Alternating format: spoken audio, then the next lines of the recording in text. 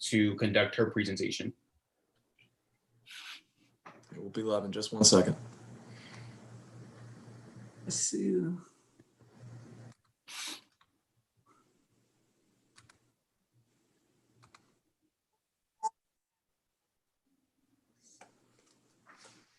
All right. Good afternoon. My name is Maureen Lemassney, and I want to welcome you to this meeting of the Police Reform Work Group. I welcome not only our members, but also the public who are watching these proceedings. If you're joining us for the first time, our mission is to provide our County Executive, Angela Alsobrooks, with substantive recommendations that will establish fair practices across the board and restore public trust in law enforcement. The work group was not created to decide the merits of any pending or potential litigation, nor will the work group make any factual determinations in regard to any lawsuits or controversies. The work group was created to make recommendations regarding policies of the Prince George's County Police Department and not to resolve, discuss, or comment upon any specific allegations or alleged events. These policies include recruitment and retention, financial management, independent oversight, and internal policies. We've established 5 subcommittees to make recommendations in these areas. Our agenda tonight consists of presentations from the Fiscal Affairs and Personnel Divisions of the Prince George's County Police Department and from the Office of Management and Budget. Delegate Washington. Thank you, Judge Lemassney. Hello, everyone. Thank you for tuning in to this important meeting of the Prince George's County Police Task Force. My name is Alonzo Washington. I'm a state delegate representing District 22 and also serve as the co-chair of the task force. As the judge mentioned, the purpose of the task force is to provide recommendations to the county executive that will increase transparency, accountability, and oversight in our police department. We have now been meeting weekly for the past couple of months to begin developing recommendations. We have held presentations and discussions on training, hiring practices, retention, use of force, the complaint process, and many more. Tonight, as the judge mentions, we'll be hearing from the Office of Budget and Management to dive deeper into the Prince George's County Police Department budget. We're hopeful that this presentation will provide further transparency into how our tax dollars are being spent and yield some productive discussion on issues that need to be addressed. Over the coming months, we will hold additional presentations to solicit input from the community and hear from local advocates to ensure that the recommendations are comprehensive and substantial as possible. It is crucial for the public safety of our residents that we implement real, meaningful reform in our community. Today, first we'll have up is Ms. Pat Zulueta from the Prince George's County Police Department, who will present on personnel matters. Thank you. Ms. Zulueta. Hi, good evening. I'm here today to speak on the police staffing. Currently in our FY 2021 budget, the police department was authorized 2,260 positions. Of those, 1,786 are full-time sworn members. We currently on board have 1,538 sworn personnel, which we're down 248 of our authorized strength of the 1,786. For full-time civilians, we have a budget of 319 positions. We currently have on board 235, which has us 84 positions down of our authorized strength. We have part-time positions, 155 part-time positions authorized. We currently have 85 of those positions filled. We're 70 positions below our authorized strength of part-time employees. Next, I'm moving on to the information on Potential officers eligible to retire. This was the information that we had in our presentation. We currently, as of September 14th of 2020, we have 254 officers that would be eligible to retire through this time period. By the end of December 2020, we will have 258. It only goes up slightly. You can see there we've listed the different positions by rank and the eligibilities to retire, male and female. And like I said earlier, our grand total of eligibles for eligible to retire as of 9/14/20 is 254. 43 of them are females, 211 are males. And then as of December 31st of 2020, 258 of those, 44 are females and 214 are males. The next slide will show the actual breakdown of gender and ethnic of the grand total of 258.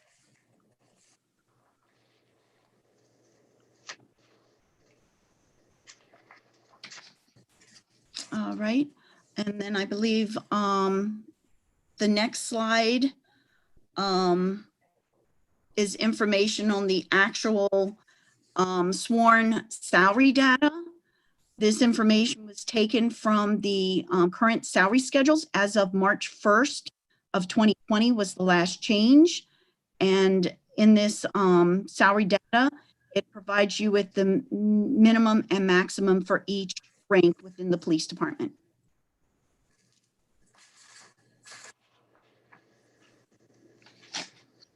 And that is the personnel information that we have available for this session.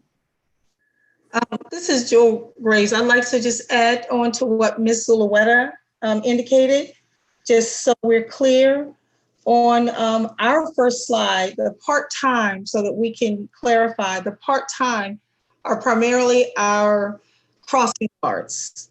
Okay, they're not sworn, but that's 155 of what we're budgeted, 85 is what we have on board. Those are crossing guards.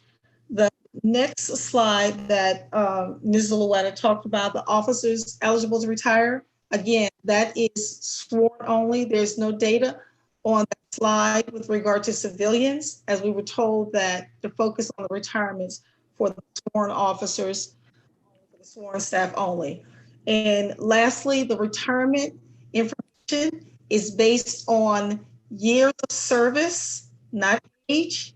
And all the people who are included in this data are people who, at the time they came on board, needed to complete 20 years of service in order to be eligible to retire. The newer group of folks that have come on board, they need 25 years of service. So everything that you're seeing on this slide is applicable to those people who needed 20 years of service to retire. That's all that I have. Okay, any questions from the members? I have a question. Yes, Ms. Josephine Morning.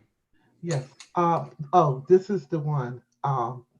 We went through this one pretty fast. The one that actually discusses the ethnicity and everything of everyone in rank. Is there a way we can get a copy? Do we have a copy of that? Is there a way we can get a copy of that in order to study that more? Because it's so small, it's hard for you to read it right here. So will these documents be available to us? Are they going to be put in the team on the team? Yes, everyone should have a copy of it, and it's also in our file, Miss Morning, Okay. in the file. But we'll make sure we send it out to everyone as well. Okay, thank you. No problem. Delegate Washington, this is Lieutenant Harvin. Yes. The PowerPoint presentation along with the agenda should be attached to everyone's invite on their calendar.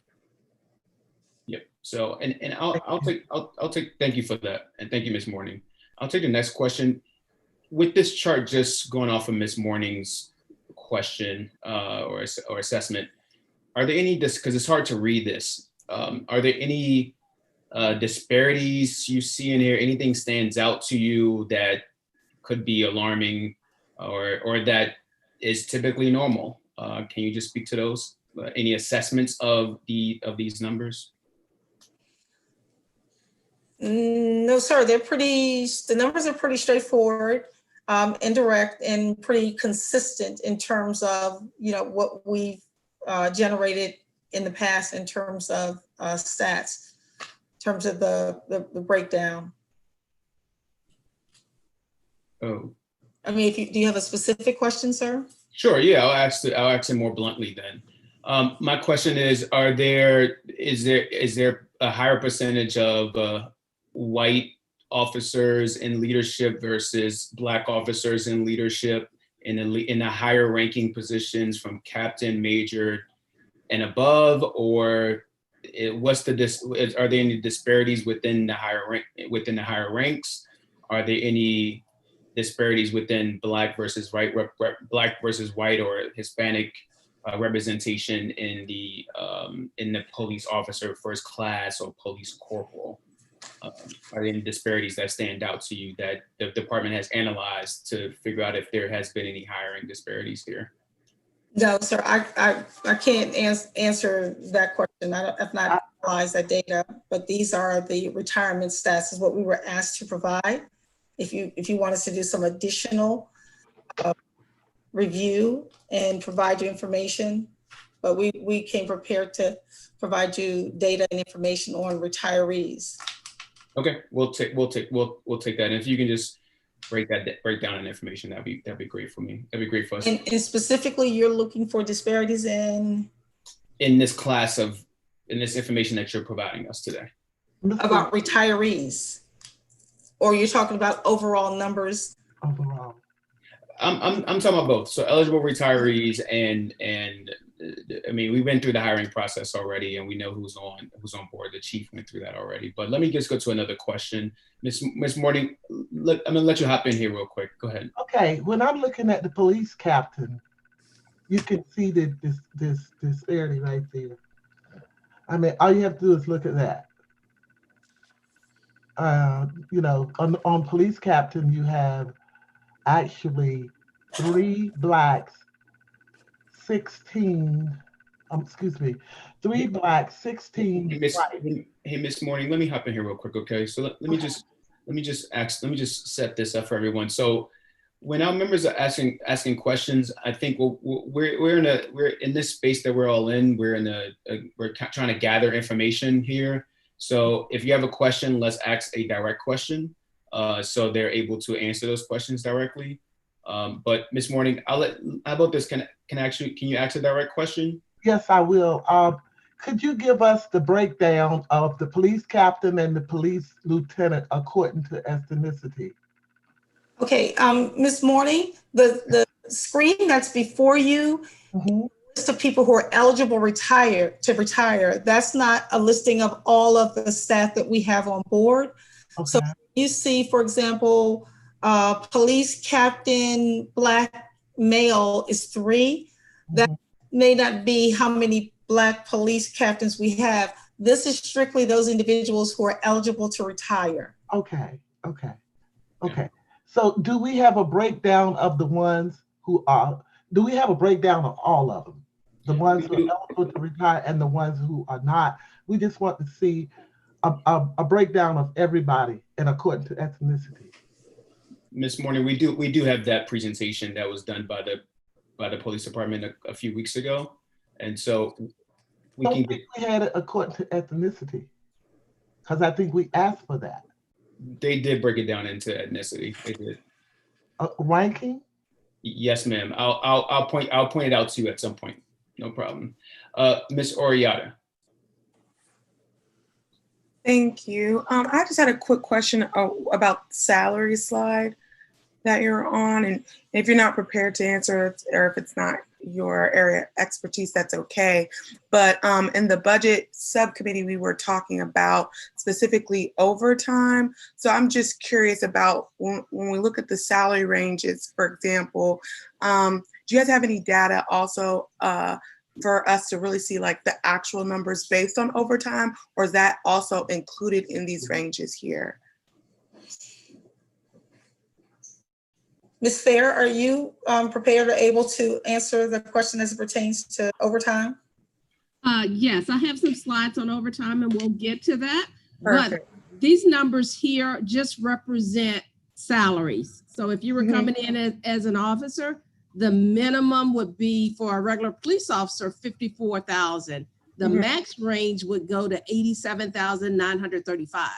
Okay. This is just salary information only. It has nothing to do with overtime. And it's follow-up question. Could we see the breakdown of the gaps in this range by ethnicity? Is that possible? Or is it a flat and it's only like an increase by the time you've been on the force, just so we can have a better picture of that? Increments are based on promotions and or time when there are merit increases or cost of living. So is there any way for us to see the breakdown? Like, for example, if we wanted to see the police officer breakdown between this gap of the 54 and 87, and then a breakdown of the salary by ethnicity? So are you asking like the amount of money that each person at the rank of police officer based on in that range by race and gender? By specifically race, and like maybe by on a scale, not like exact numbers. Like because the clear picture is just to see, is there a disparity between, to be blunt, white officers making more than officers of color? Okay. Okay, thank you, Ms. Oriata. We'll go to the next question, Mr. Pastor James Robinson.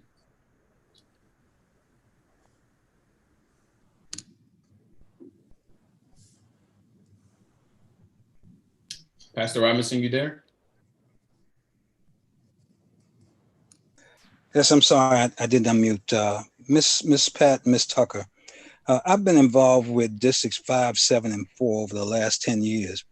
And it seems the incentive to retire and what is known as double dipping is quite lucrative. Most of the officers retired at 20 years and then go find another job. Has there been any consideration to extending the retirement times from 20 years to maybe 25 so that we can keep some of these officers is the question that I have.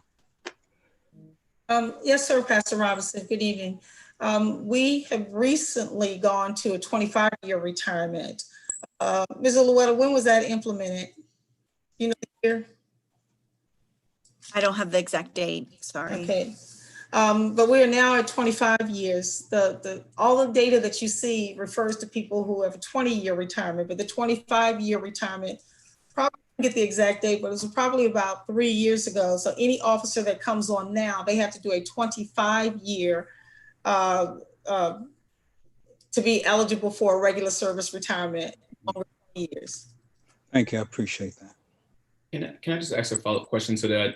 Yes, sir. Ms. Tucker, is it that when you retire after, well, first one question is, how many officers currently that are on the force have to adhere to the 25-year rule that are currently on the force? And when this 25-year rule was implemented, what was the outlook for financial savings? Because I'm guessing that they did this because of financial savings. Was there an outlook on that? Was there projections for how much the police department could save by moving that range up? I'll let Ms. Fair address the budget piece in terms of how many officers are under the 25-year rule. I can get that for you fairly easily, and I'll get back to you with the number. It would have been just the officers who were brought on board over the last 3 years, but I can get the exact number and provide it to Lieutenant Harvin either later in this call or tomorrow. My last question is, before I move on to Ms. Judy Danso, if an officer worked at Greenbelt they transfer to Prince George's County Police Department, will those years of service transfer with them to the police department?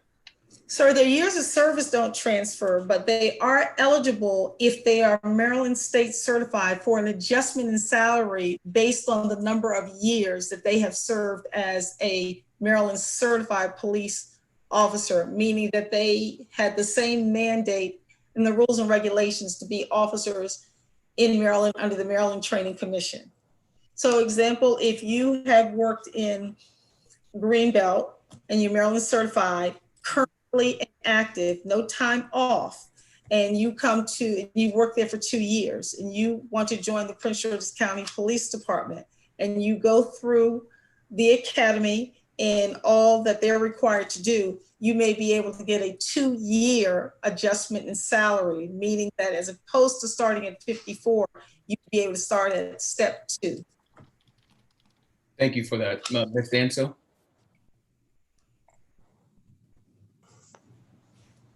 Thank you, Chair. Good afternoon, everyone. Thank you so much for the information thus far. My question is with respect to the current vacancies. I guess specifically, how does the current personnel data translate to coverage in policing in the community? Is, whether that's with respect to patrol functions, response teams, in terms of calls for service, specialty units, is there something that we can visually see in terms of what the staffing numbers currently are and how they translate to policing today? If Deputy Chief Shartner is on, he may be able to address coverage based on the numbers that we provide. But in terms of real coverage in the community, I'm unable to answer that question. Okay. Is Deputy Chief Shartner on? Yes, I am. That's and Judy, that's a difficult question to answer just right off the bat, because those vacant positions are spread throughout the department. Obviously, we staff patrol as highly as possible because that's the first line of response. I don't know exactly the minus 250 where exactly those are, but they're spread across the department. So everybody takes a hit on that. Sure, but I think it would be good for the task force to kind of have a good understanding of what the, I guess, patrol assignments are, and if there are, deficiencies in specific areas that could probably benefit from additional coverage in light of the vacancies, that, we have an understanding of that. So if that information could be provided to some degree, that would be helpful. Yeah, and Judy also as well. I think Mrs. Fair has a slide where we break down the number of officers. Okay, great. That are assigned in each district. Okay, great. Thank you, Tony. And then the other question that I have is can someone provide information in terms of how many sworn officers are currently occupying civilian positions? Do we have data on that? We do. We don't have it available right now. I don't have it with me right now because. Okay, but it can be made available. Prepared for that. Mm-hmm. Okay, great. Yep. And then the last question that I have, I'm sorry, Chair, just one more question. I just wanted to get confirmation in light of the fact that, certainly there is a full complement of positions that are budgeted for within the department. When there are, this number of vacancies on a year to year, it's my understanding that the salary lapses go back to the county's larger pool. Is that correct? Ms. Fair? Yes, ma'am. We do budget for lapse. So at each budget session, we will determine how much lapse we think we're going to have. Okay. And that's taken off the top of our request. So we work with the Office of Management and Budget to come up with that number based on realistic data. Yes. And Ms. Fair, thank you so much for the previous presentation. And I know that information or some of it may have been shared. I just wanted to confirm that for the entire work group. And then 2, if we could just get attrition data for year to year to have an understanding of what the vacancies do look like from previous years to date. Okay, I can do that. Thank you. Thank you. And that's all I have, Chair, sir. Thank you. No need to be sorry. But thank you for the great questions. I want to just ask this really quick question that Mr. Streeter, Councilmember Streeter, put in the chat. Are salaries competitive to other jurisdictions? Are they lower or higher in the region, from the 50,000 to the 89,000 or what the number? Can you go back to that slide, please?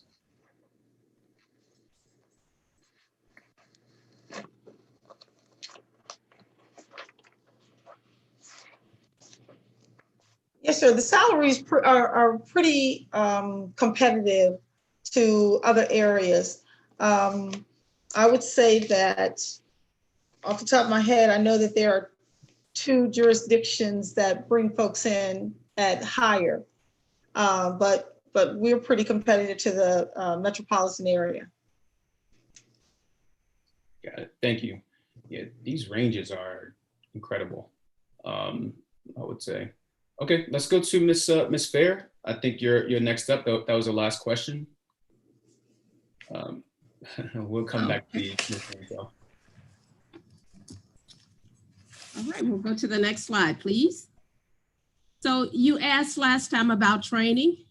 So for fiscal year 2021, we were approved for $259,000 in training. And what I did was broke it down by bureaus. Right now, the police department has 5 bureaus. The first bureau is the Office of the Chief, and we've allocated $80,000 for training for the Office of the Chief.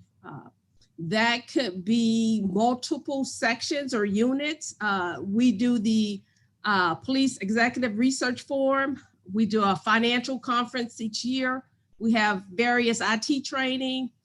We do training for our IAP Pro software. And then we have media training that is done. We actually have to wait to the different agencies tell us what training is available, but we also keep funding available for any opportunity to gain the skill set we need to be competitive in the area. The next bureau is the Bureau of Patrol. Most of their training is for aviation pilots to do their yearly training. They fly to Mesa, Arizona each year to make sure they're qualified and they stay up on the qualifications needed to be a pilot. The next bureau is the Bureau of Investigation. That's where all the investigative training takes place. We budgeted $28,000 for investigative training. The Bureau of Forensic Science and Intelligence is where all of our mandated forensic training takes place. For the DNA analysis, we have drug lab, firearms. We have $52,100 allocated for that training. And the last bureau is the Bureau of Administration and Homeland Security. That's where most of our job fairs take place. We also have human trafficking. And then with our promotional exams, we may bring some officers from other areas to come to help with the promotional exam. So they have $44,100 in the budget for training.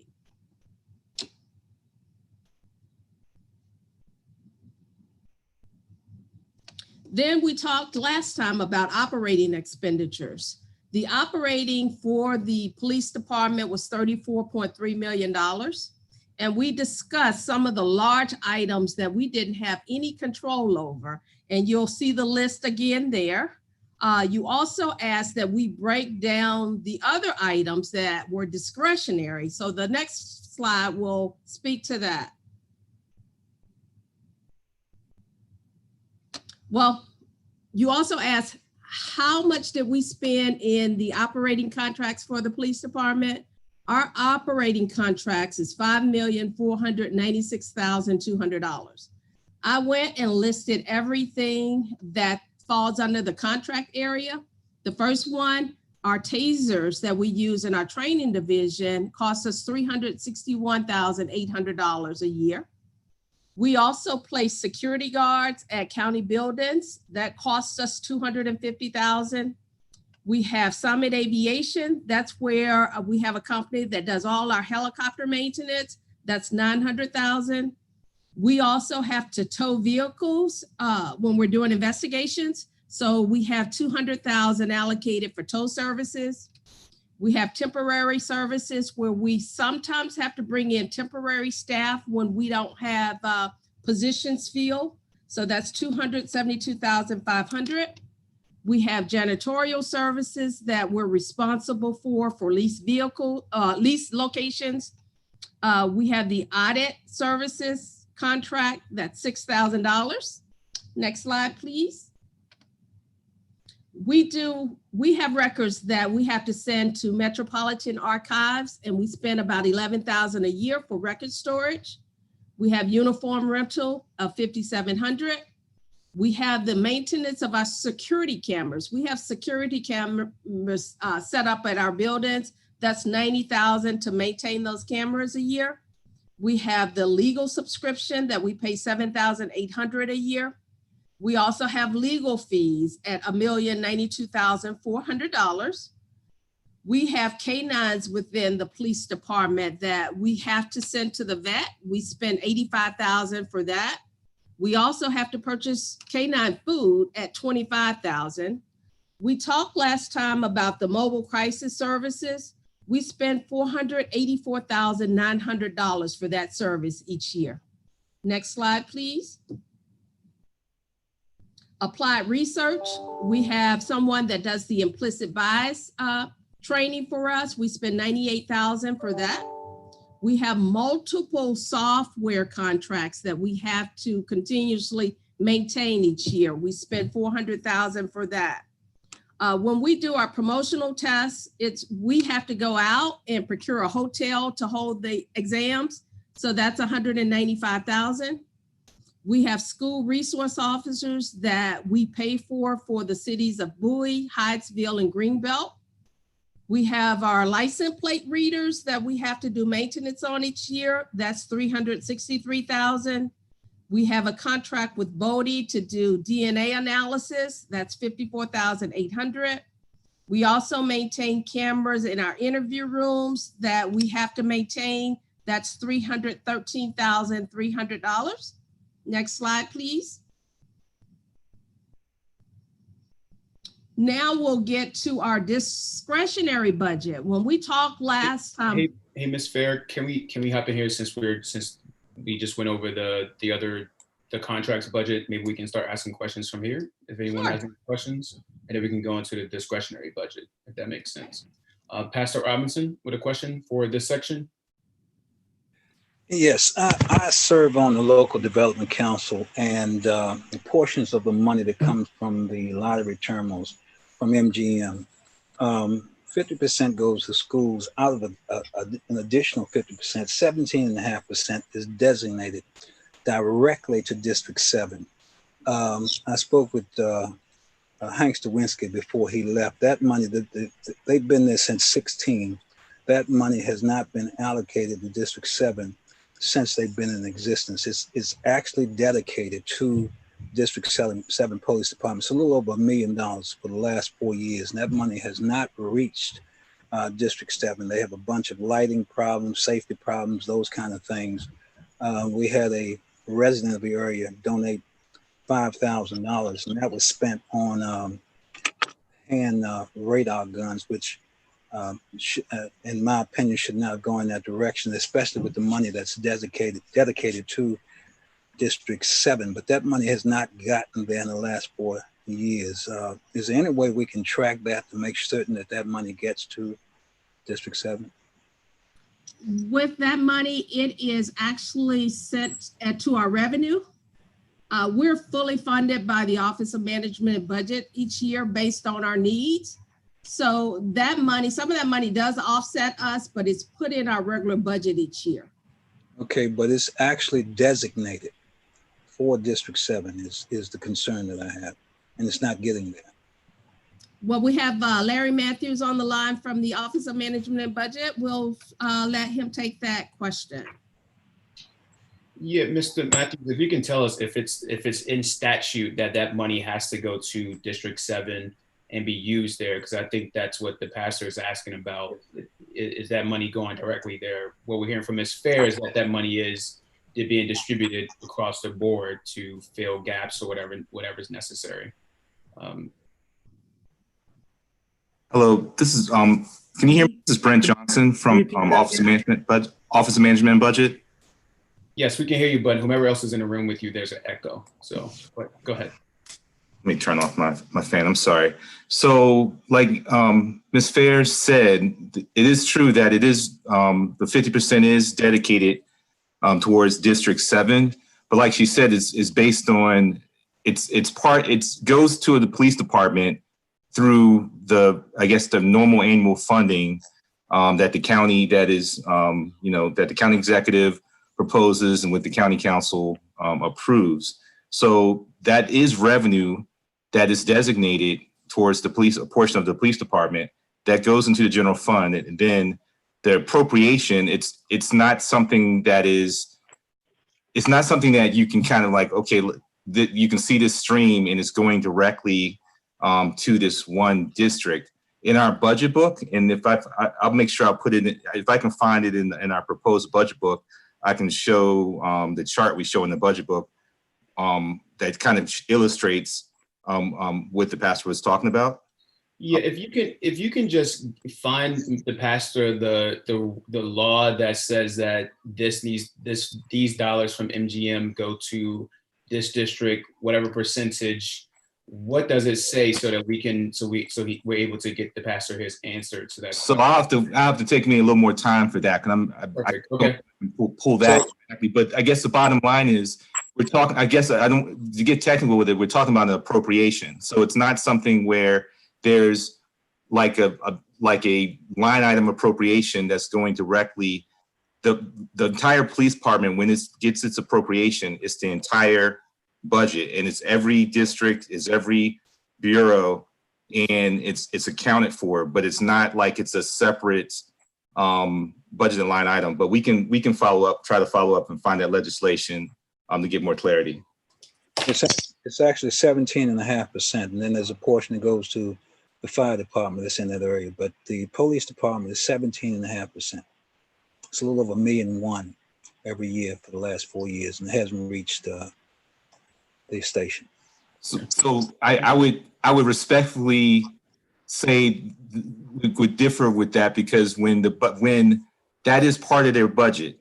Now, in terms of whether or not, if we're talking about that 1.7 or the $1 million that you're referring to is being used in the specific way that was, I guess, discussed, that could be another discussion. But in terms of if we're saying the money is not reaching the police department, it's part of their overall appropriation on an annual basis that we spell out those revenue allocations in the budget book. But I will send you the link to the page. Okay, the money is reaching the police department, but it's not reaching District 7 as it was designated to go to District 7 is what I'm trying. Okay. No, I got you. I understand that point. I just wanted to make sure point that when someone says it's not reaching, like the money it's not going to the police department, but I understand the point you're making. Thank you. Thank you. Thank you all. Thank you very much. Let's move on to Judge Lemassney, co-chair. Yes, to whom do you pay the $1 million in legal fees? Who does that go to?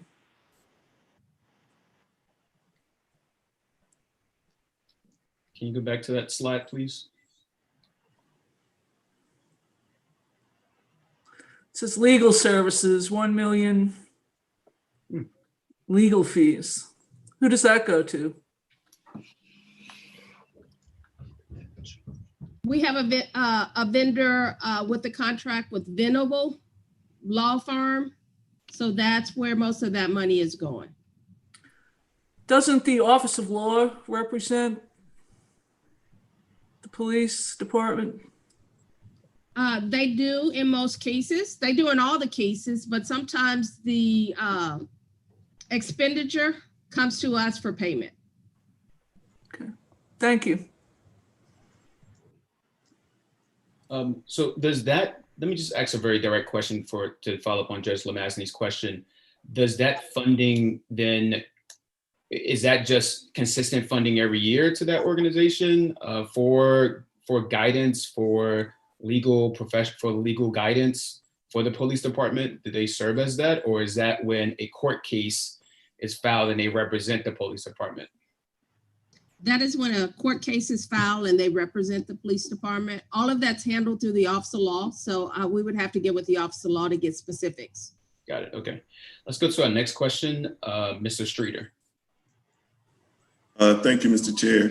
Just wanted to know what percentage of the contracts are to local vendors?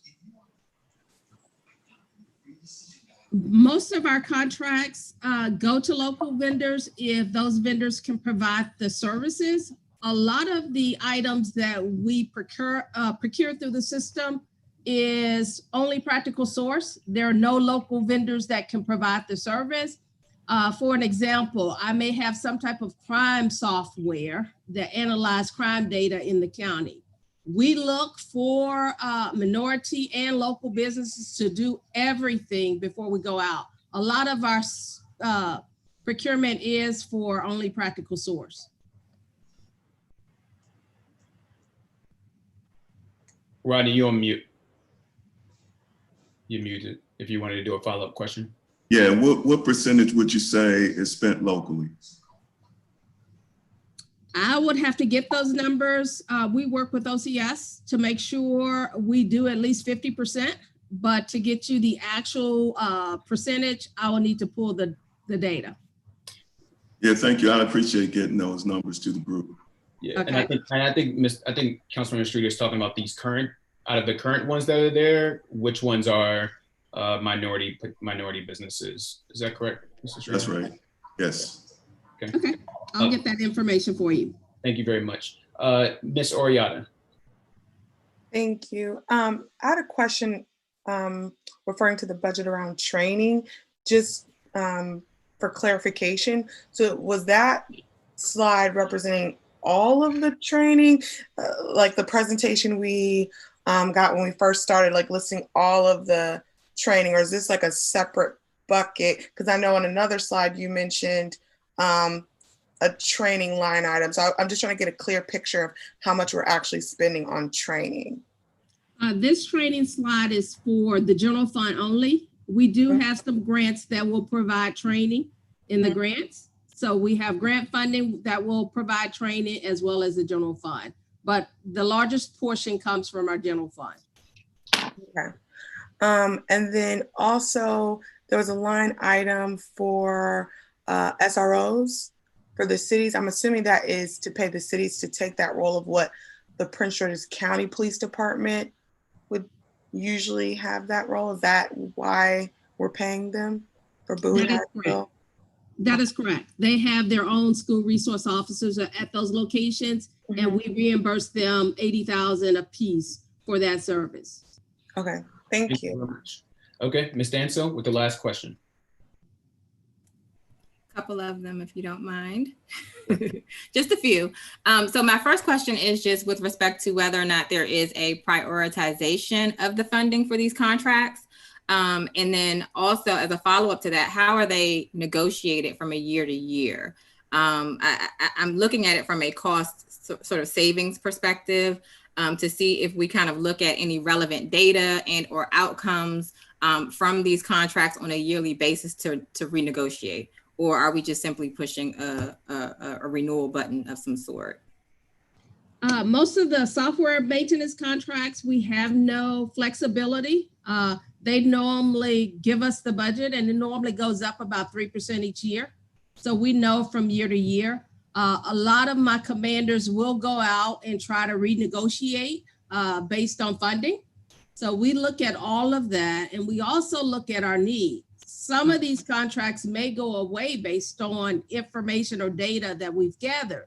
So we're looking at all of our contracts each year. Some of the things we can't do anything about, like the hotel, the school resource officers, some of those won't change, but we do look at what our needs are, and we go and try to negotiate with various vendors. And we go and try to get with either it could be other jurisdictions to ride their contracts. So we look at their contracts as well to say, hey, you got a better deal. A lot of times we'll get with them to see if we can come together and collaborate and get a better deal with these vendors. So that's being done year long. And that was my next question, Ms. Fair. So thank you for asking that. I wanted to know if there were any opportunities or discussions around, within other jurisdictions to sort of share in some of the costs and expenses for similar services that may be helpful. And so I just wanted to kind of know more information with respect to that. But it seems as if you sort of touched on that briefly. Okay. Thank you. You're welcome. Okay, Ms. Fair, we can go to the next topic. Okay. Thank Okay. you for answering all the questions. Sure. We can go to the discretionary spending. So we talked last time that the police department only has $4.2 million in operating that they can decide what they want to do with. One of the big items that we have to fund is office supplies. When you hear of office supplies for us, it's a little different. It could mean ammunition. So we spend probably close to $1 million on ammunition. It could be for training.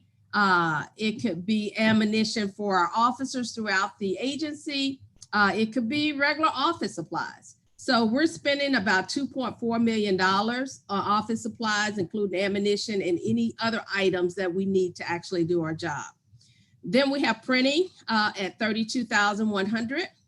We do professional memberships at $39,000. We do low mileage. That's usually for civilians because most of our police officers have cruisers.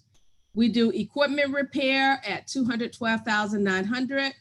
We buy equipment at $945,200. We have to pay for the insurance for our helicopter and our boats at $197,900. We do building repair and we pay interest expense of $250,000. That is for crime solvers and our investigative fund.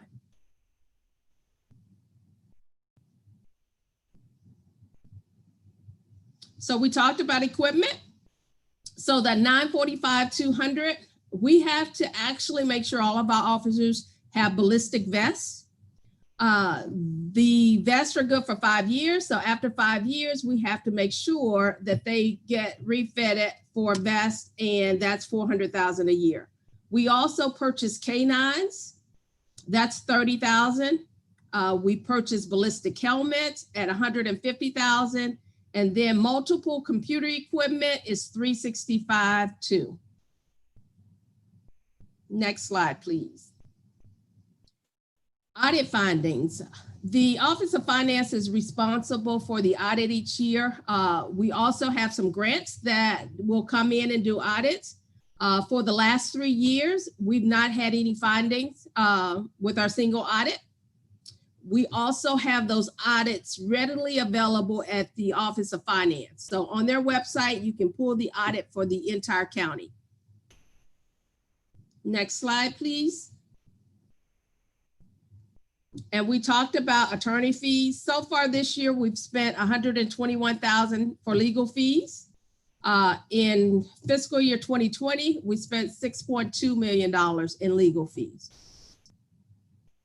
Next slide, please. School resource officers. We currently have 28 school resource officers in various schools within Prince George's County. Then you asked for the overtime budget breakdown from fiscal year. Hey, Ms. Fair, can we, Yes. before we go to this, because I think this is going to be a big topic, but let's go back to the previous slides and see if there's any questions from the work group, from the task force. Any members have any questions? Seeing none, okay. I had a question. Yep. Going back a couple of slides. Just wanted clarification for the mobile crisis unit. You had a line item, and I was just want to know, is that for one mobile crisis unit? Yes, that's the mobile crisis unit we talked about at our last meeting. They have several social workers that will go out with officers when we have mental health cases. So they listen to our radio as well, and they're able to respond. So that with that amount, we have the ability to dispatch more than one crisis unit at a time? That is correct. Okay, thank you. I did have another question, Delegate. Thank you. Sure. Yep. Ms. Fair, in terms of the the audit findings, can you go into a little more detail in terms of what the audits are for specifically? Like, what do they cover? Our auditors work with the Office of Finance. They look over our financials each year. They look at the grants. So any financial data that they actually select to review, they will review. If they find any findings, we would have to actually go in and do a memo saying how we're gonna actually fix that discrepancy. In terms of the use and spending, like if there are corrective actions that need to be followed up on? Yes. Now, with respect to recommendations in terms of maybe better management and or, maybe being more fiscally sound in terms of the budget, is that a part of the audit process? That is, they look at everything. So that's a part. I can say that since I've been here, we have not had any audit findings so far. So we're doing pretty good, especially in the last 3 years. They'll look at our data and see if we have policies and procedures to support what we're doing. And we've been good. Okay, thank you. Let me just follow up on that and just ask about the county council's auditor. Have they made any findings or have they made any suggestions or recommendations to the police department after reviewing the annual budget? I think we have them on the line. I will let them answer that question. Yes, Chairman Washington, we have not had any recent internal control reviews or performance audits of the police department. The most recent one was probably in the neighborhood of 8 to 10 years ago, and it was on the confiscated property warehouse. There were some, some issues there, but since then, we've been limited to doing overtime evaluations during budget review and departure audits on the past few police chiefs. But to the extent of any other audits, internal audits, we don't consider the police department high risk when it comes to internal controls or financial. We cover them during, as you know, we do an intensive annual budget review, and we cover our evaluations during that. Got it. Okay. If there's any other questions, let me know. But I think we'll move on. But when is the last time the police department had a forensic audit? There was a question in the chat. We have not performed a forensic audit of the police department. I know they have an inspector general's office. They also have an internal affairs office. The police operations are a little bit different than a normal line agency. And I don't believe the internal audit office would, be able to go in and do some of the same things that internal affairs would do. Yeah. The county council recently, maybe a few years ago, initiated a performance audit of the public school system in the county. And we haven't, the county council has not done the same, or there has not been one done on the police department. No, that's correct. That's correct. Okay, just want to make sure. Ms. Fair, if I can ask maybe a silly question, I'm not sure if it is, but the ammunition, you mentioned that was within the office supplies budget. Can you just explain why? I think that's kind of weirdly placed in office supplies. I thought it was kind of interesting, I guess. Because each officer needs ammunition to do their jobs. Like for me, I would need pens, papers, calculators. For them to do their job, they need ammunition. So even to go and are batons in there? Are handcuffs in there? They also need that. Are tasers in that as well? Why in just office supplies, or does that office supplies include that as well? Tasers would not be in office supplies. That would actually be in equipment. So yes, ammunition is in that office supply because that's what they need to actually do their function each and every day.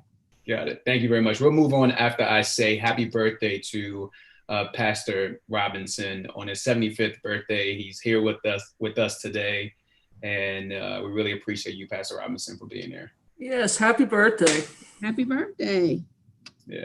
Okay. I just have one last question, Delegate, before we move on. Sure, go ahead. Yep. Really quickly. And this is just a general question, and it may be a rhetorical question, but I guess I'm just trying to get a sense of, and I understand that for the most part, a large percentage of the budget goes to fringe and compensation. I get that. But I guess I'm just trying to kind of get a sense of the experts here, what we can, if anything, do to kind of free up some monies and reallocate for whether it's health and human services, whether it's training, whether it's additional body camera, whether it's technology. I believe that there has to be some sense of, where there can kind of be some flexibility. I get that the budget is the budget. It's probably a limited budget. Every agency feels like they need more money. But I also feel like there has to be some discussion around how possible that is.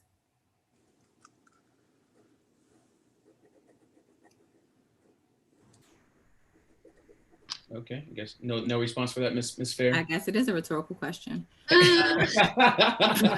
We can leave it there, but let me address that. Again, we said we have $4 million discretionary. So that's all I can touch each budget year. So out of that $4 million, I'll take, for instance, the Bureau Patrol. The Bureau Patrol, out of that $4 million, a lot of their stuff is generated helicopter maintenance and those kind of things that they have to do with their training and all. So most of their money is more so with the canines.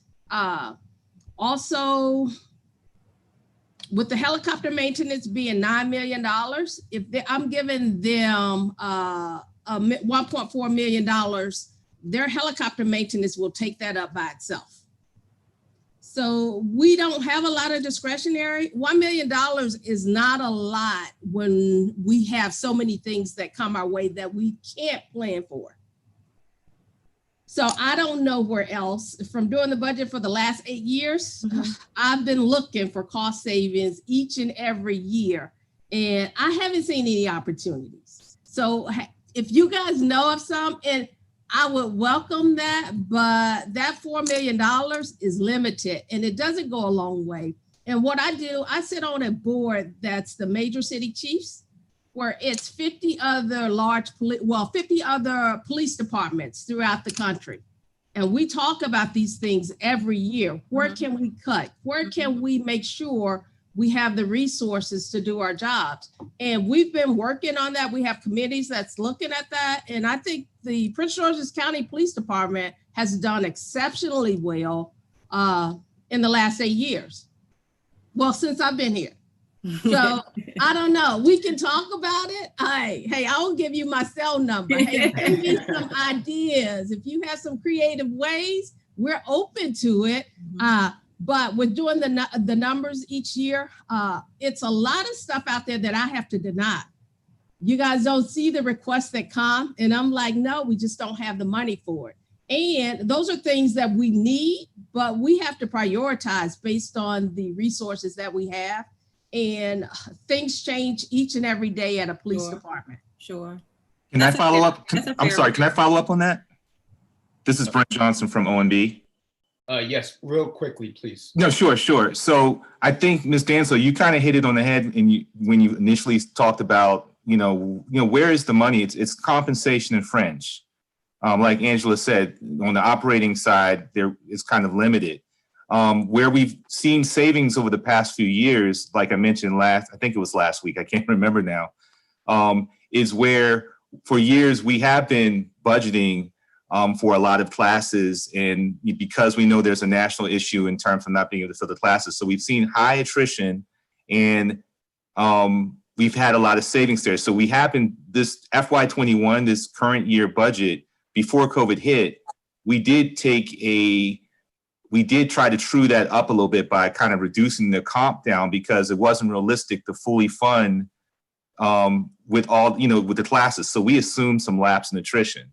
So that's something where if you're thinking about, if you're thinking about in terms of, where you may have the most impact, it's going to come back to that and really trying to true up what their true cost is on the compensation and fringe side. And then I guess it's a larger discussion in terms of what type of police force, in terms of size, in terms of what's needed in this community, because all the money it's in compensation, it's personnel. That's most of the funding across most agencies is really on the compensation side and the fringe side. That's what makes it difficult. Okay, let me go to another question from Mr. Ruddy. And we'll take one more from Councilmember Streeter, and then we'll move on, Ms. Fair.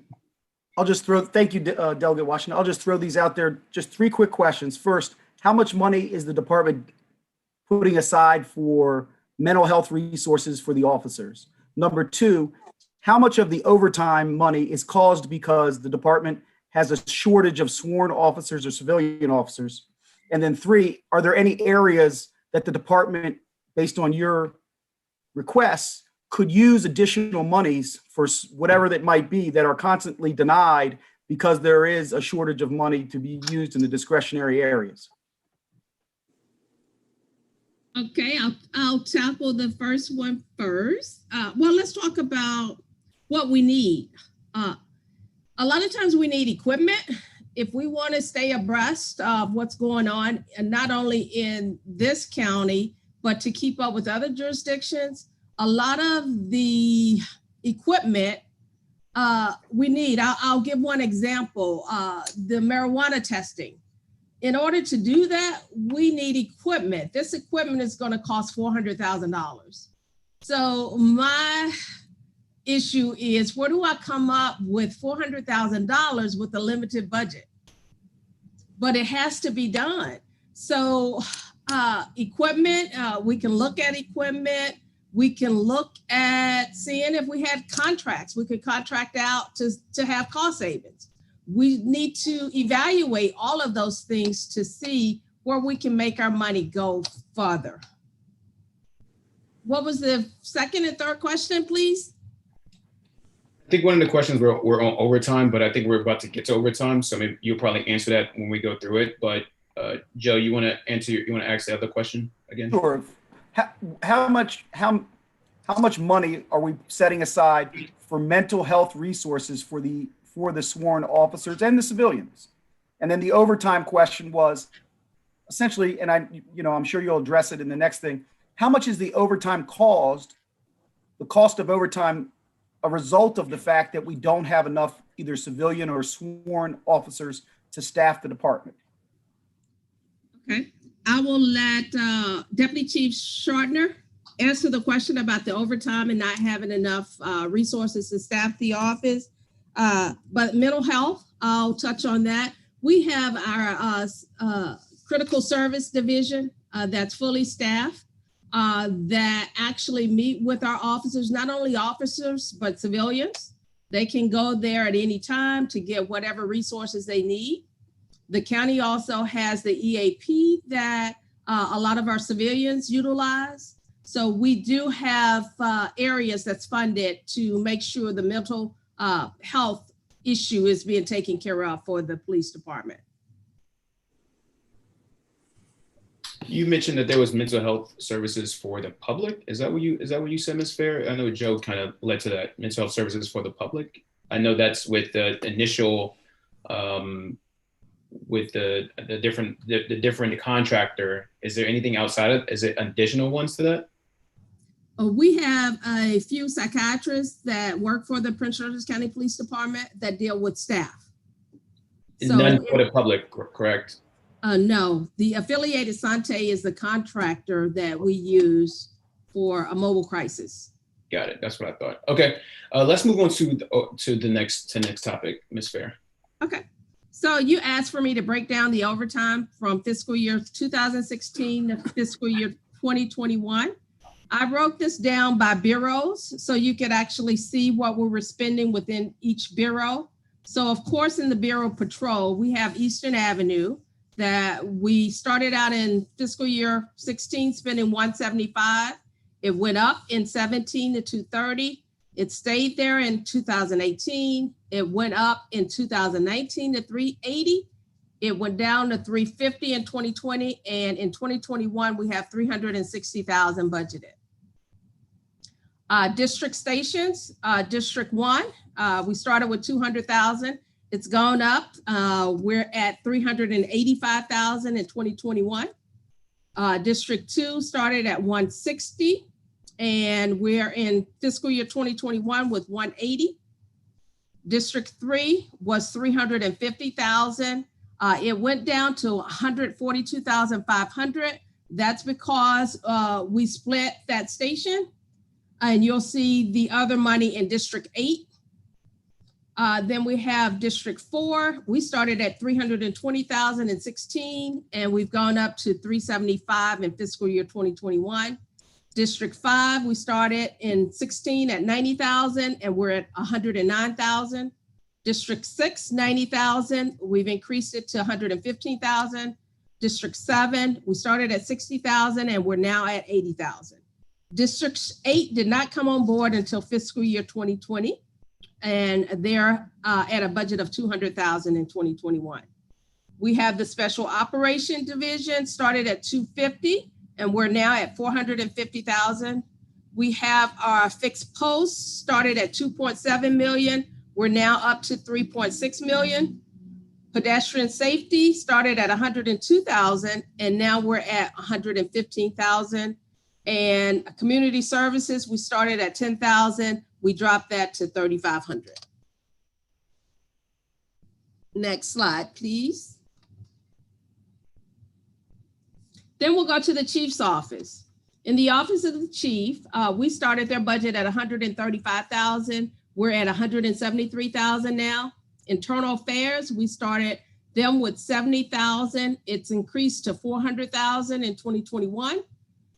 Technical services started with 3,000. They're now at 85,000. The protective services started with 500. They're now at 4,000. Fiscal started with nothing. We're now at 36,000. Critical support has 4,000, and media has 35,000 in 2021. Next slide, please.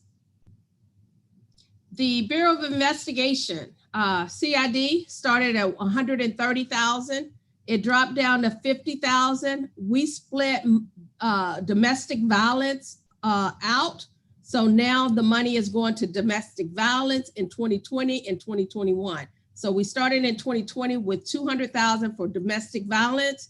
We're at 300,000 now. We started homicide out at 700,000. We're at 1.5 million now. Robbery started at 500,000. We're at 480,000. Sex crimes started at 150,000. We're now at 325,000. Narcotics started at 250. We're now at 367,000. We have the Ghost Squad that we have $80,000 for. We have the Regional Investigative Division that started at 600,000. We're now at 1.3 million. The Special Investigation Division started at 700,000. We're now at 910,000. Next slide, please. Now we have the Bureau of Administration. Our training unit started at 50,000. We're now at 150,000. Recruitment started at 10,000. Now we're at 25,000. Risk management, we just added 5,000 to their budget. We had something that was called active shooter. We have intelligence started at 110,000 in 17. We're now at 100,000 in 2021. And personnel started at 10,000. They're now at 7,000. Next slide, please. The last bureau is the Bureau of Forensic Science. We have DNA. We started at 10,000. They're now at 11,000. We have firearms started at 1,500. They're now at 3,500. Drug lab has 15,000. Crime Scene Investigative Division started at 90,000. They're now at 98,000. We have Gun Intel started at 70,000. They're at 98,000 now. We have teletype that we have 10,000 allocated for. The fingerprinting unit, we started at 10,000, they're at 13,000. And for records, we started at 180,000, now they're at 60,000. Questions? Yes, I'm sure there are several questions, but let me take a stab at the first ones. Except, Judge, do you have any questions just yet? Sorry, no, not No. now. Okay, great. Let me just ask a question. And these numbers are read off. Can you just tell us the total number, because you don't have the total here, the total number per fiscal year for overtime pay from 2016 to 2020? Maybe you could just tell us the number from 2016. What was the number, and what's the increase to FY 2021 of total pay? I will get that for you. I didn't add it on these charts, but I will get that information. You had it on a previous. You had it on a previous slideshow that we did before. So it was about $17 million that we're spending right now on overtime pay. Does that sound accurate to you? Let me get that up now. It was like 22 million. Well, we're at 22 million now. We started at a 17 million. Let me.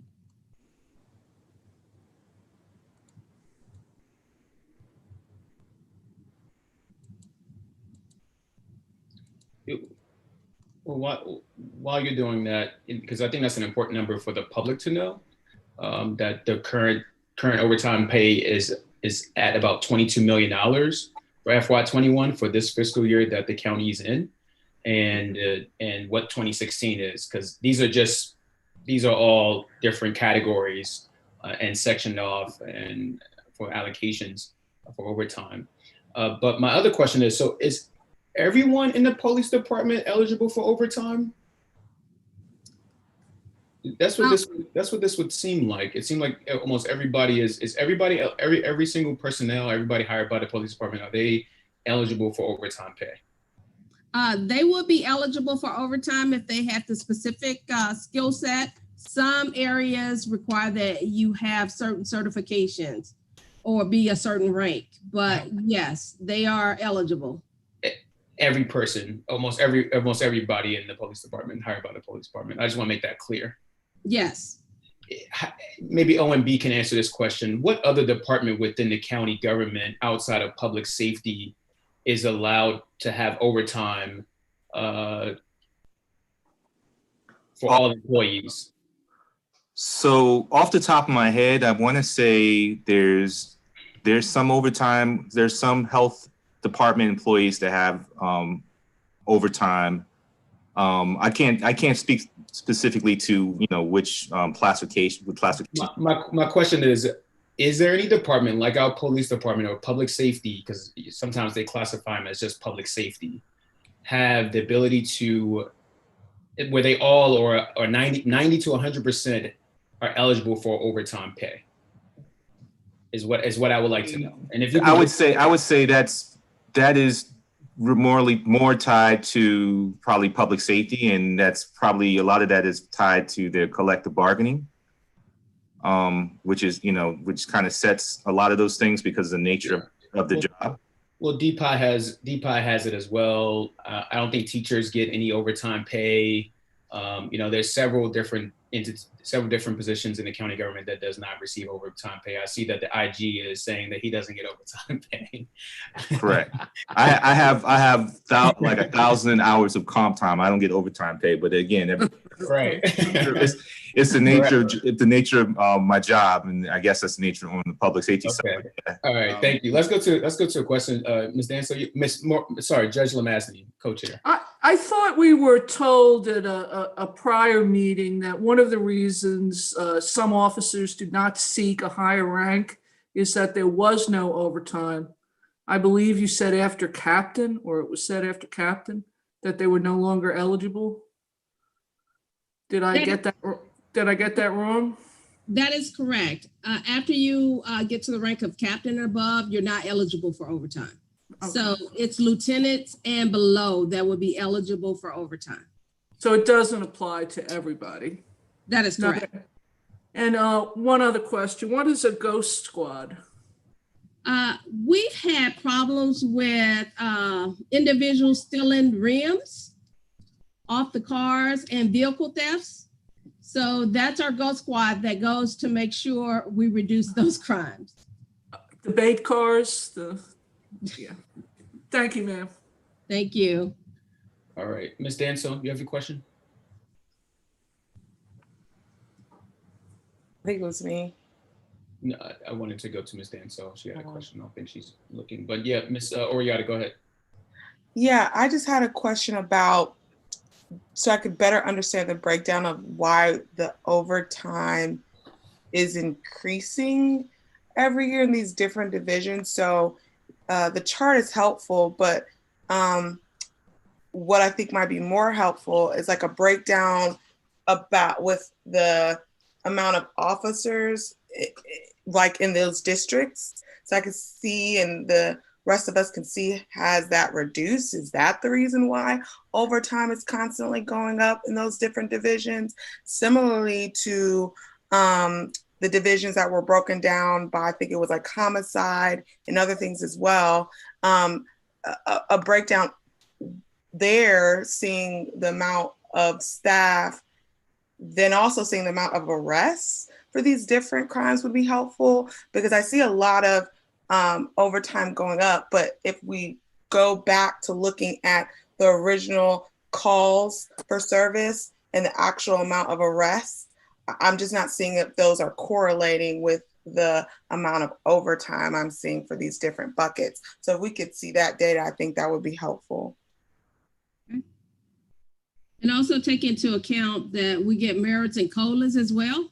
So that could have a little to do with the numbers going up as well. From our homicide unit, it's based on the number of homicides we have and the cases that are being worked. Right. So if we can actually see the number of, I guess, staff per year.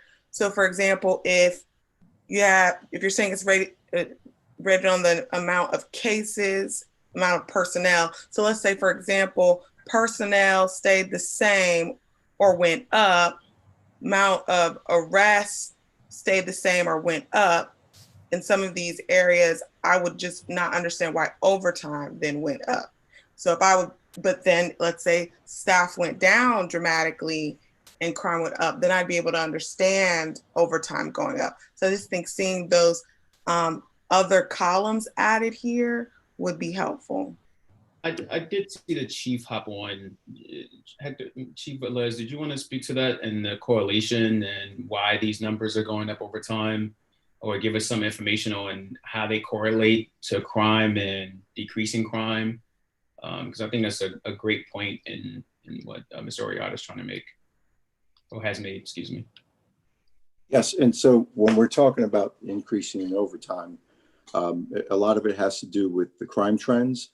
A lot of it has to do with, as Ms. Fair pointed out, collective bargaining, pay raises, COLAs, and the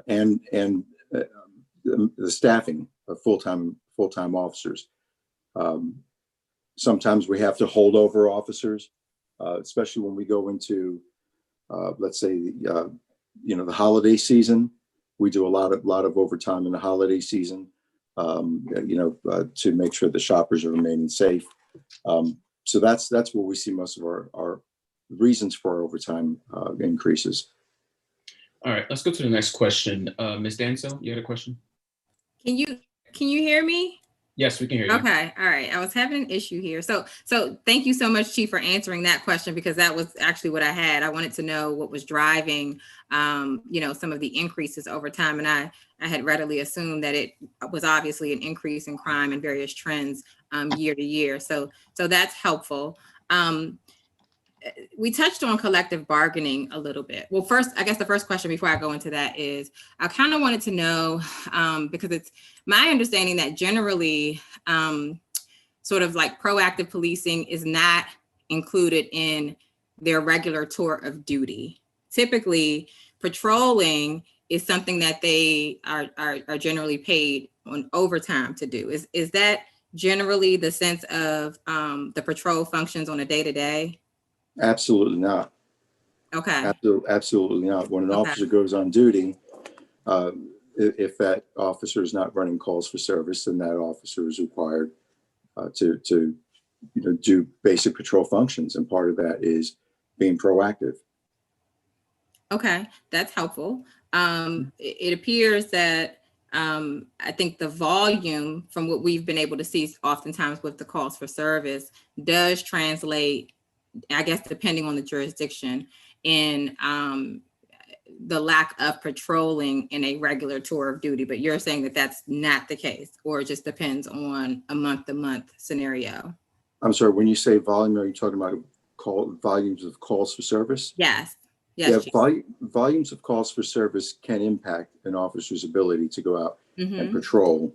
But when that officer is not handling calls for service, then part of his basic duty is going out and patrolling and preventing crime. Okay. So in terms of percentage wise, well, I guess I can follow up with Ms. Fair on that offline, because I would like to know the percentage of officers that are actually spending most of their tour of duties on regular patrol functions as opposed to overtime, just so that we can get a better sense of what that budget is. Sure. That would be helpful. Do you have that data, Chief, that data point? I'm sure we can pull something together, sir. Okay. And I think just to go back to Ms. Oriata's point, she would like that in writing to be able to describe the correlations of why increases for each section or each bureau. If that makes sense, just so we have a better understanding as we deliberate through our recommendations, if that's helpful. Sure. Okay. Were there any other questions before we move on from this overtime pay? I did want to ask Mr. Van Dyke. Mr. Van Dyke, you mentioned earlier that the county council has done some report or analysis of overtime pay in the past. Can you speak to the findings that were made from that and what that looks like? Well, What I mean, that report or anything else was in that? Each of our budget reports, our yearly budget review report, we have a chart in there that tracks overtime, and we usually go back about 10 to 12 years on that chart. And you can see a steadily increase year over year of overtime. And it's all driven, as the chief said, and as Ms. Fair said, it's all driven by, a balance of staffing versus, events that occur, holidays, and the labor agreements. It's steadily increased, every year since we've been tracking it. I don't think in any year has it gone down. It's just most recently come in line with what's actually been budgeted with what's the actual, the actual expenditure related to what's been budgeted. And I think for 21, as someone said earlier, it's up around $22.5 million. I don't know if that answers your question, but it's a hard issue to get your hands around to try to make improvements on now. Thank you. That's close enough. Mr. Ruddy for the last question on overtime. Thanks, Delegate Washington. So, Chief, and maybe this also goes to the OMB staff. Is the department short 250 or thereabouts sworn officers? Is that one of the main reasons why the overtime is filling that gap? Yes, absolutely. Being short on manpower does impact our ability to meet our demands with full-time officers. Also, keep in mind when you're talking about overtime, you're talking about the Redskin Stadium. You're talking about National Harbor, MGM, places like that. But we do get the county gets reimbursement for some of those projects as well, do they not? Correct. Yes, that's correct. Yeah, they get reimbursed for some, not all of them, from Correct. what we received. Just in very small amount in comparison to the large 22 million.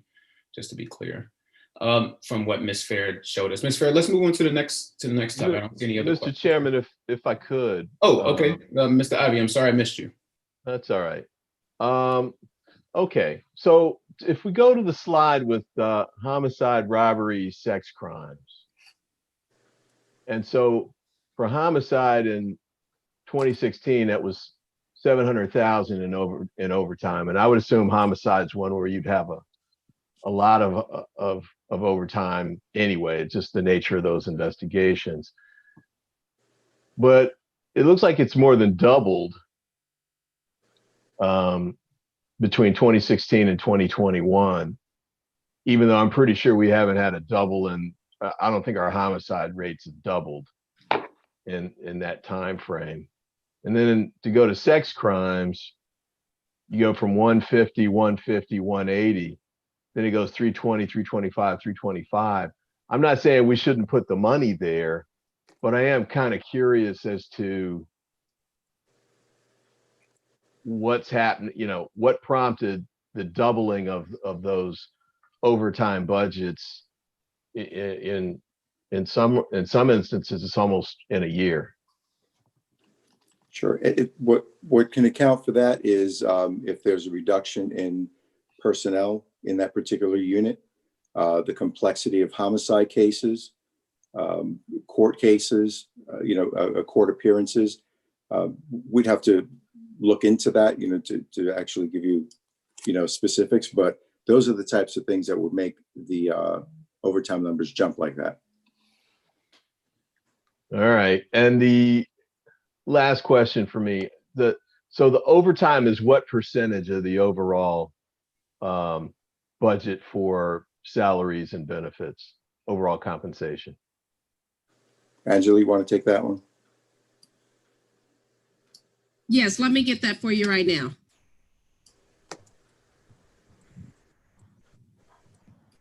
Well, you can share it on the chat, I guess, if you.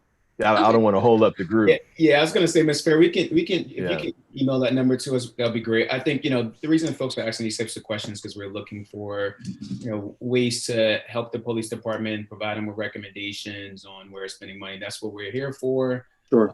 And so, we are asking these types of questions to get to the bottom of, why things are spent a certain way, and a better understanding for our public to know how their tax dollars are being spent as well. Absolutely. So Ms. Fair, we can go to the next phase of the presentation. And thank you for your patience. Yeah, that's 6%. The overtime is 6% of the overall budget on the general fund side. Thank you. Okay, so salary lapse, yes, to look at salary lapse for the last 24 months. We've used some of the salary lapse to supplement overtime, and we also had to use some of it to pay the legal fees. Next slide, please. We also talked about overtime at MGM, the National Harbor. In fiscal year 2021, we budgeted $1.5 million for overtime. We've spent $414,000 as of today, and our revenue that was budgeted is $1.2 million to receive back from National Harbor, from MGM. Then on National Harbor, the budget increased for National Harbor at $2.3 million this year. With COVID, we have a lot of additional activity out there, so we had to increase that budget just to make sure that we stayed on top of the crime that was happening in that area. And so far, we've spent $87,878.47, and we do not get any revenue back from the National Harbor. And Redskins, we normally spend about $2 million a year, but with the COVID-19, we haven't spent anything so far. We budgeted $1.8 million to receive back in revenue for fiscal year 2021. Then the sworn staff per district station, we have District 1, we have 165 staff. District 2, we have 129, this is sworn staff. District 3, we have 89. District 4, 147.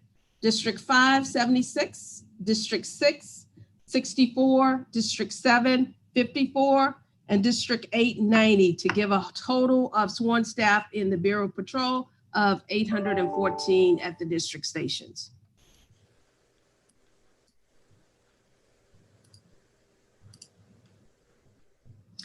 The grants that we have currently is $4.1 million. These are awards that we currently have. The first one is the Sex Offenders Compliance and Enforcement Initiative. We received $91,190. That is mandatory registration of convicted sex offenders.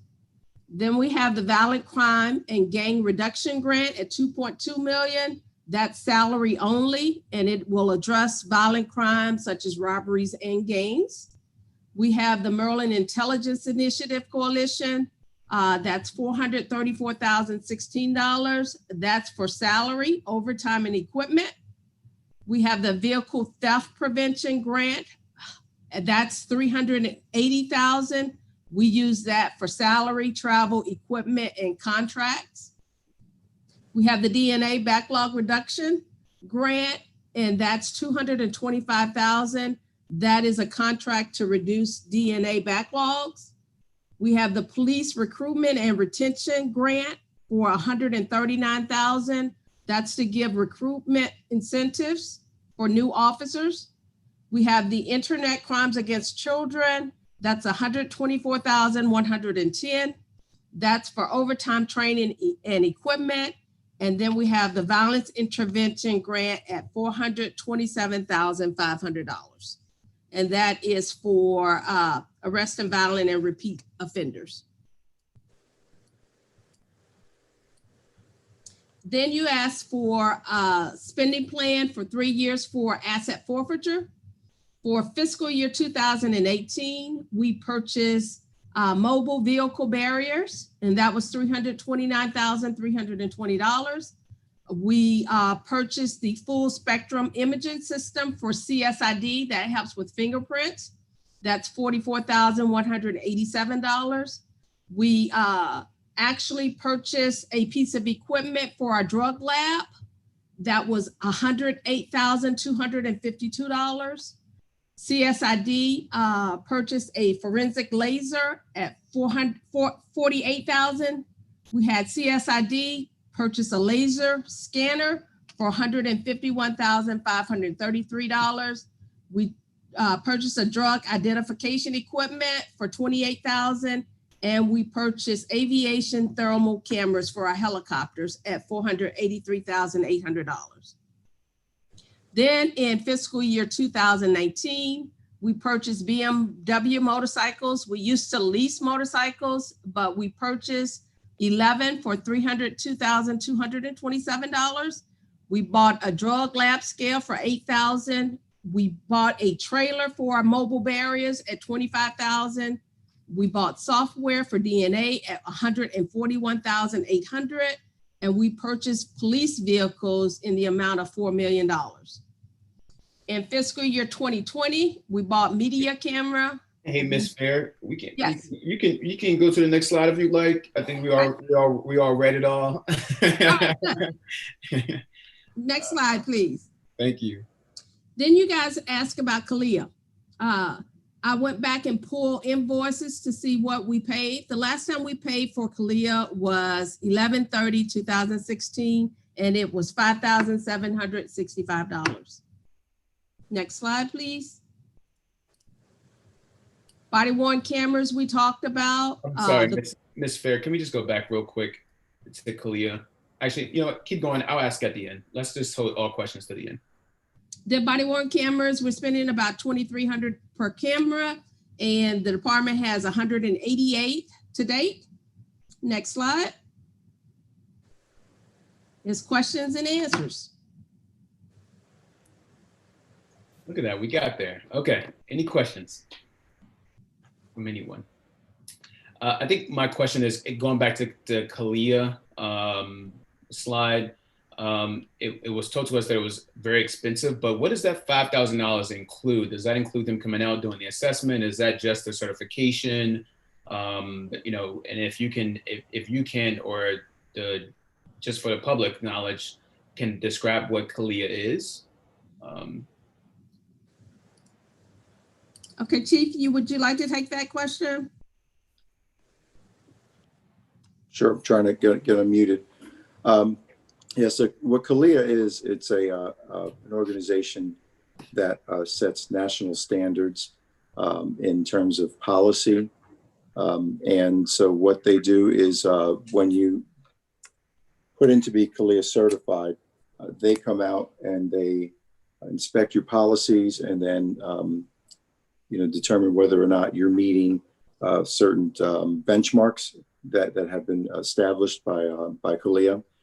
They also do meetings with the community, and they assess where you are in terms of meeting the objectives. I think there are like 344 standards that must be met.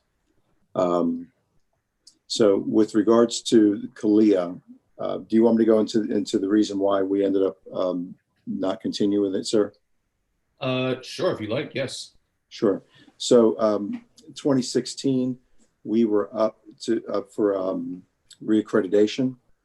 However, we had just switched over to our records management system, and none of our policies at that point would have been in compliance.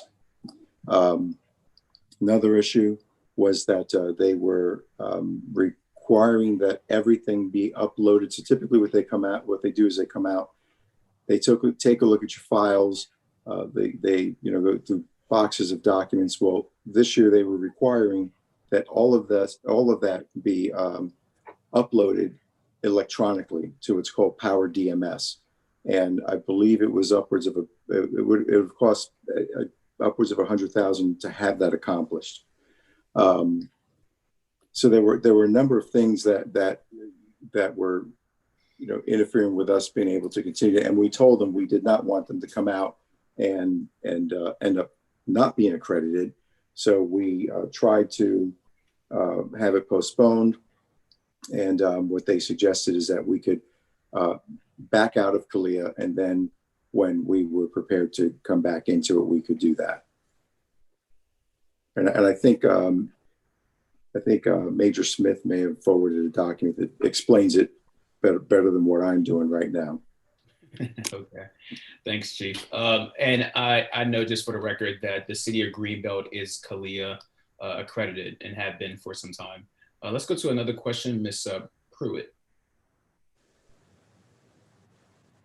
Good afternoon, everybody, or good evening. So actually, that was my question, Delegate Washington, but as a follow-up, it's been, 4 years now, and so I'm wondering when the chief thinks that the department will be prepared to once again submit for a CALIA accreditation. Sure, and that's a discussion I'll have with my IT director. I know the RMS system, we're constantly building out modules, but I'll have a conversation with him and we can get back to you. Thank you. Okay, any other questions? I did have a question from Rodney Streeter, Councilmember Streeter. Yes, the 188 cameras, is that the total number of cameras we're going to purchase? And what's the cost of the data storage? I can answer the question about total number of cameras. No, that's not the total number. We're in the process of outfitting our agency. So that's where we are right now in terms of purchasing the cameras and getting them out on the streets. And I don't know if Angela has that dollar figure for the storage. It's $2,300 for everything. That's the storage, the equipment. We'll need to get that from Homeland Security. Homeland Security does all the body-worn cameras for the whole county. So I can get that number for you. So what's 2,300 again? That's for everything, for all of the equipment. That's the camera, that's the battery charger, that's for the storage. So Mr. Lee kind of figured everything in that $2,300 amount. Okay, my math's not that good. 2,300. Do you mean 23 million? What's 2,300? That's per camera. Oh, okay. Okay, got you. All right, thank you. Okay, I think the office of the, I was also told that the office of the sheriff is also CALIA accredited as well. All right, any other questions before we adjourn? Crystal with the, I think that'll be the last question. Mr. Oriata, excuse me. No, you're fine. I had a question. If you could go back a few slides, you broke down the amount of officers per district. And again, like, I think it would be beneficial to see like how that has changed and shifted over the years so that we can get a clear picture.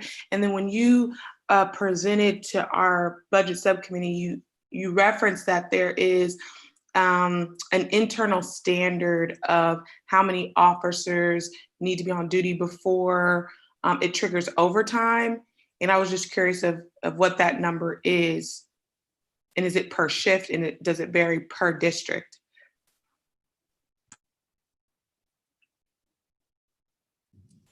I'm sorry, I was having technical difficulty. Could you repeat that question, please? Yeah, the first one was just a request to have the by district station, the sworn total officers, see that by year. So if you even give us 3 to 5 year breakdown so we can see how that's changed over the last few years. And the question was, at the subcommittee meeting, you referenced that there is an internal standard around about how many officers need to be on duty to trigger overtime, and just an understanding of what that number is per shift, per unit, like just so we can understand what that looks like. Okay, we'll get that information to you. You want 3 years? Go back 3 years? Yeah, I think if that works for everyone, would give us a good picture. Okay, great. All right, Ms. Stanza, the last question. Yes, just a quick one. Thank you, Chairman. I just wanted to know who the point of contact is for the collective bargaining process on behalf of the county. Who could we talk to get more information about the negotiations and who's at the table with respect to those contracts and agreements? Chief, you there? The chief just texted me saying his phone or his iPad dropped off. Oh, okay. You can't trust iPads nowadays, apparently. So, okay. Any other questions? Seeing none, Judge Lamassney, any closing comments? You're on mute, Judge. Sorry. I'd like to thank everyone. It was very helpful. Thank you. A very thorough presentation. Yeah, Ms. Fair, I also want to thank you as well for your time and consideration and answering all the questions that were provided today. I think we had a great conversation about the police department's budget and how we can, and where we can, and just taking a quick look at, what's happening within the police department, because that is a topic of conversation throughout our country about police department's budget. So we thought as a commission, that this would be a great opportunity to have an assessment of that. So thank you, everybody, and I hope you all have a good night. Thank you. Thank you. Thank you.